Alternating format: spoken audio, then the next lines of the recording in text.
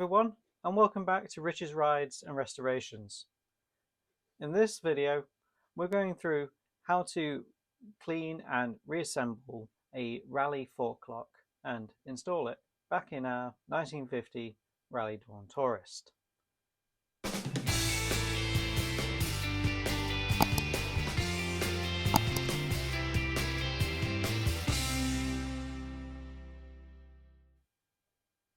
In the previous episode, I went through dismantling the lock so that I could find the key number on the barrel in order to order a replacement key.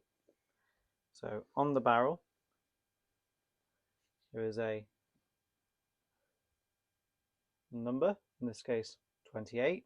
This number is a NGN series, and just after I published the video, the replacement key arrived. So I'll start by going through the components of the lock, starting with the outer casing. This is the casing that goes into the fork, and the mechanism goes inside, and the locking pin comes out the top when you turn the key and locks the fork. Here's the key barrel itself, and you can see the pins, the locking pins, which, if one inserts the key, you'll click down.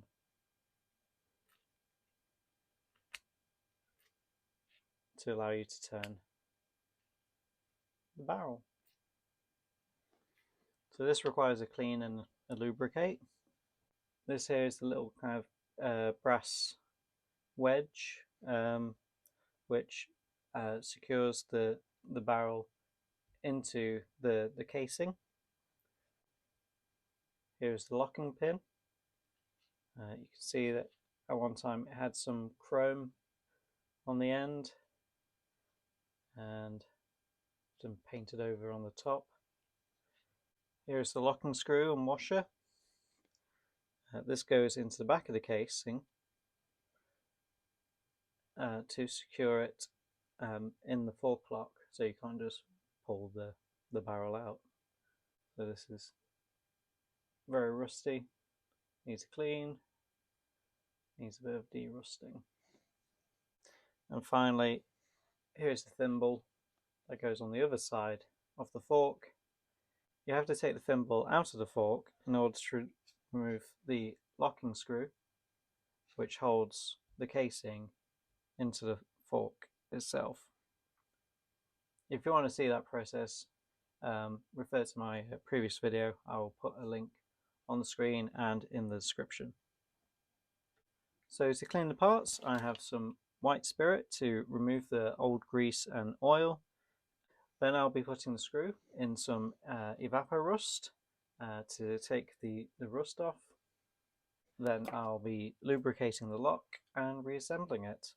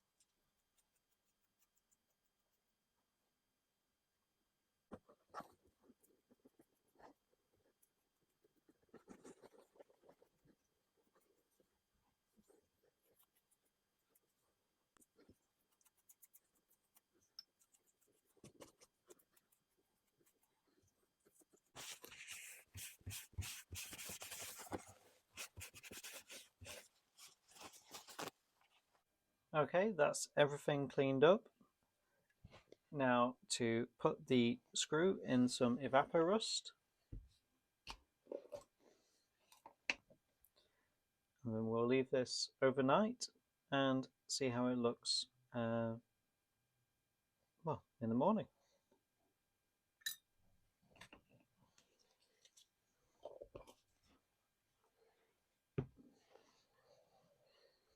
While the screw is derusting, I'm going to lubricate the rest of the components and begin reassembly. For lubrication, I have some Wahl clipper oil. So it's a very light oil used on like hair clippers and things. It's not too thick because I don't want to gum up the lock mechanism itself. Just a little bit of a dab, and it should keep things moving nicely. I'm sure there's other light oils available, but I'm going to be trying this today. So here I'm just going to give a couple of drops on the mechanism, let it run through. See, it's gone through to the other side. Just another drop.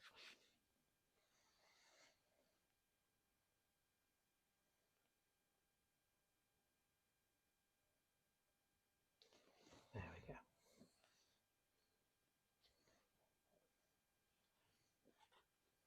Just wipe off a bit of the excess.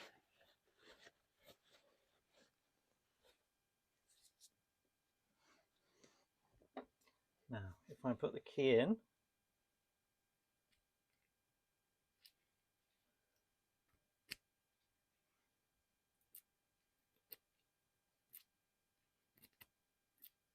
that's very smooth.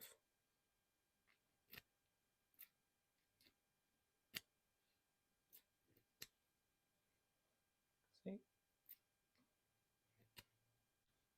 Now we have to insert the key barrel into the casing. So we need to insert the key into the lock, and that will allow us to insert the barrel. Here you've got this slot where the wedge goes in, and that corresponds to this groove here. When the wedge is in, it will allow this to rotate, but it won't allow you to remove it, like so.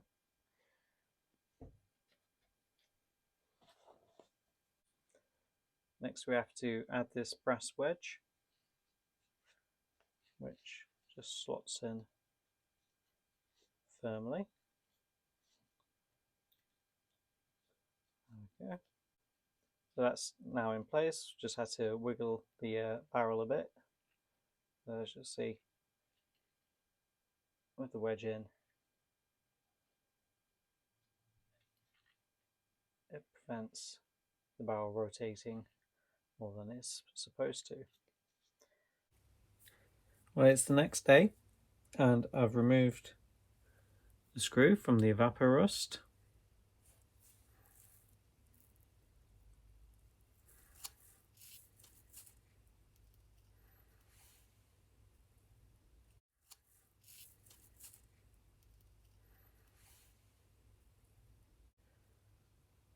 Looks much nicer now.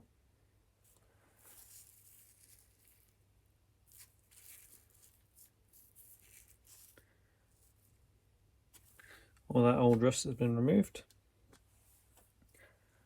So we can now start reassembly of the lock.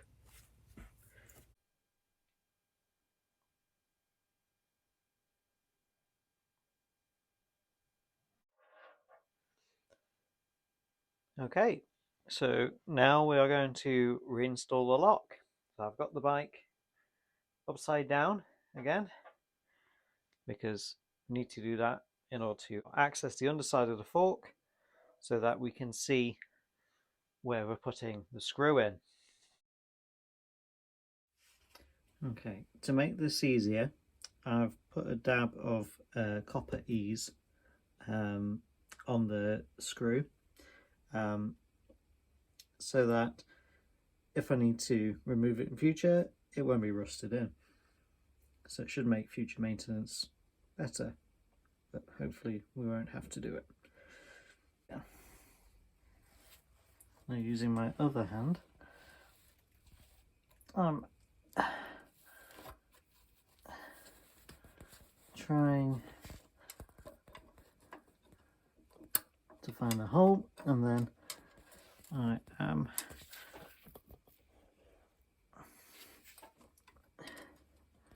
inserting the screw driver. Oh dear, this is... There we go. You can just about see from my angle. Don't know how much you can see from yours.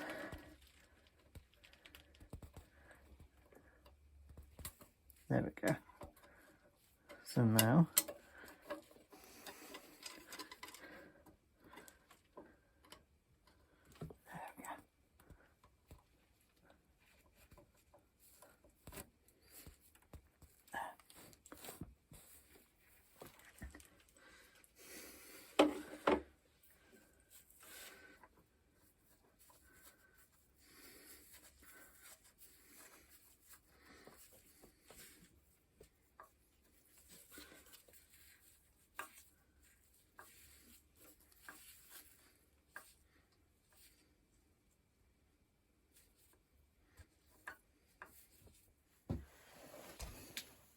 So the next step is to refit the lock pin, which goes down into here. You rotate 90 degrees and it hooks on to the back of the key barrel. And then once it's attached, we unlock the lock, which should withdraw the pin into the into this hole, and then we can move the forks back into position, and you can unlock and lock to our heart's content. So I'll put some a little bit of grease on here just to lubricate the pin.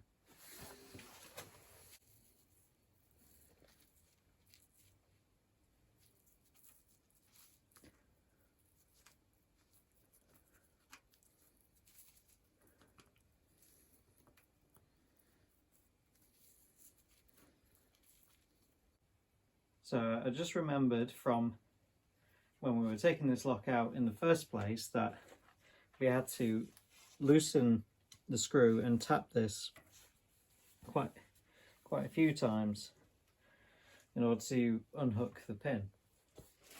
So I've just loosened the locking screw at the back, which gives us a little bit of wriggle room with the lock barrel to get the pin rehooked. So let's try that again. So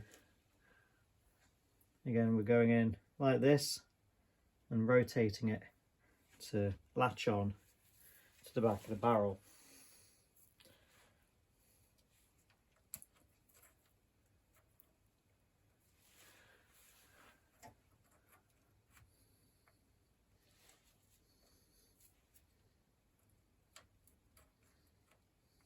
The top of the pin should be level with the top of this, because of course it's supposed to go inside when it's in locked position. So, oh, is that? No. I wonder if we put the key in and rotate. Ah, there we go. That'll give us a bit more wriggle room.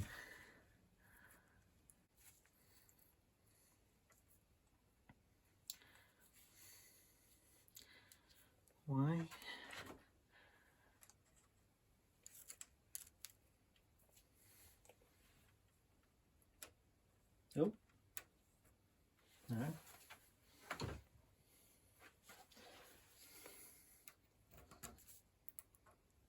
Aha!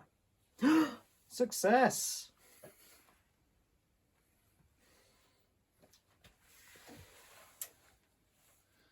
So,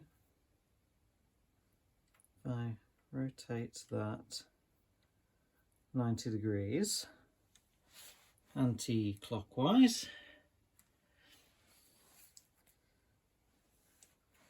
and then I need to tighten up the backing screw again.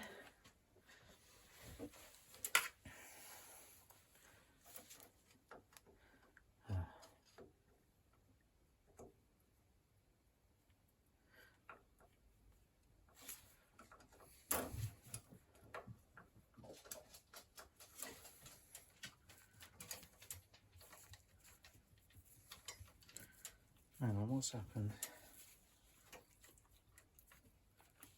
No, that's not right.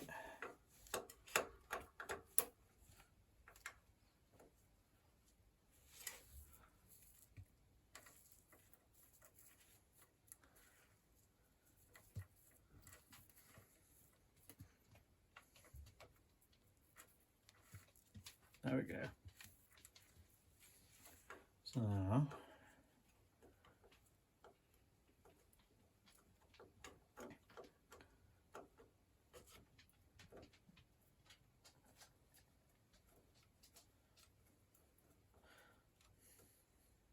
oh, this is so fiddly, but I suppose that makes it harder for people to still lock bikes.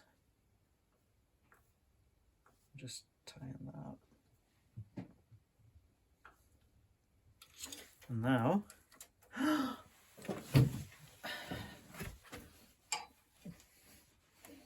do you like that?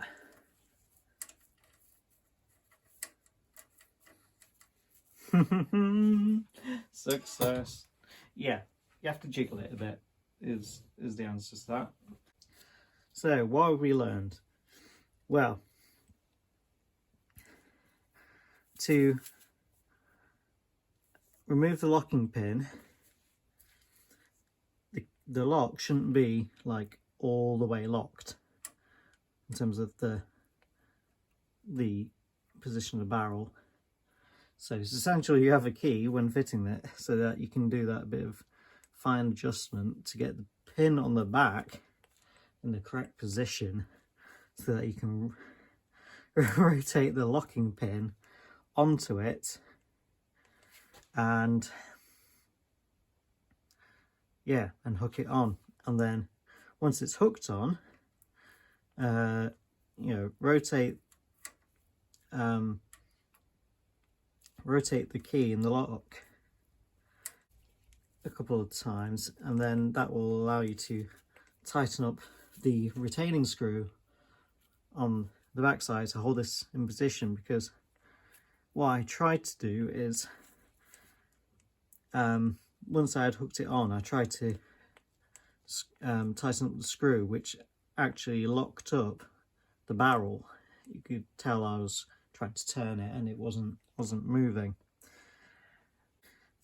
So with a bit of jiggling, I got it into the right position, and I could then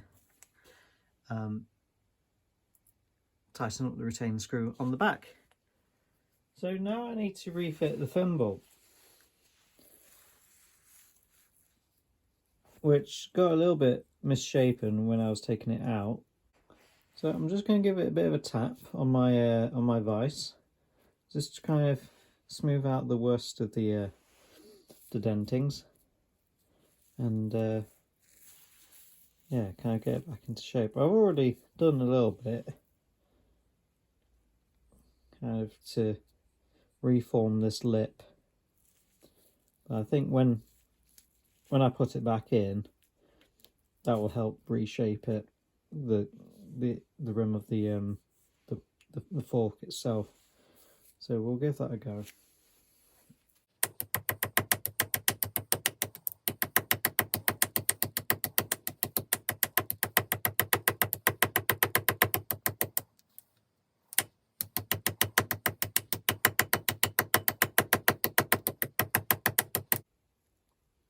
Not perfect, but it'll do. Time to refit the thimble. I'll put a tiny bit of grease around the inside of there, just to ease it in.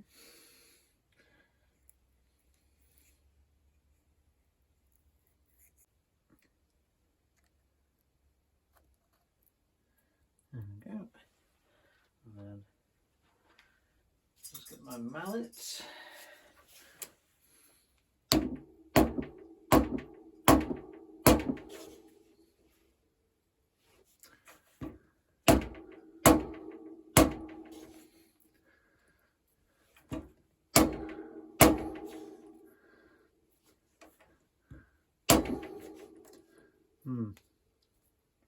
Almost.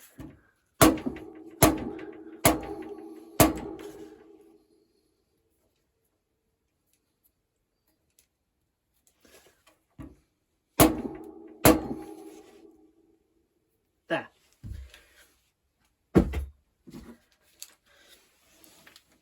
I'll tidy up this rim now that it's in place.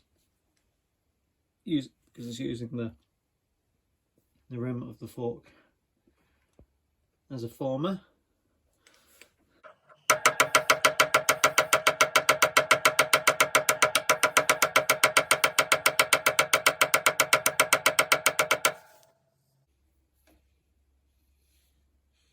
There you go, you can bear tell. And now for a demonstration of the Raleigh fork lock in action. We have a new key. Insert key. It goes up and down.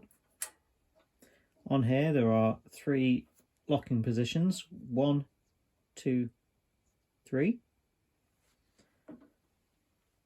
Position 1.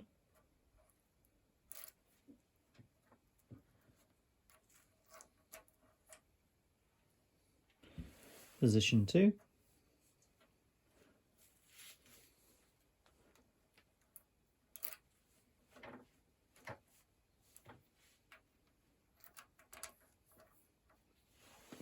Position 3.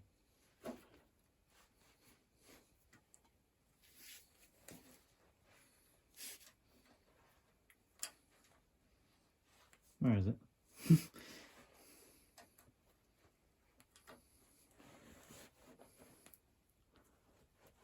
There we go. So 3, 2,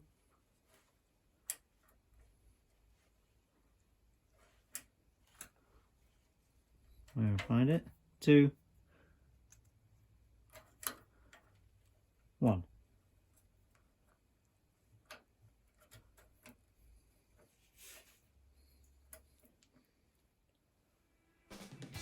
So with that, thank you for watching. I hope you enjoyed this video. If you did, please press like, please subscribe. Hit that bell notification icon so you know when future videos come out. If you have any questions, comments or suggestions, please leave them in the comment section below. And until next time, bye for now.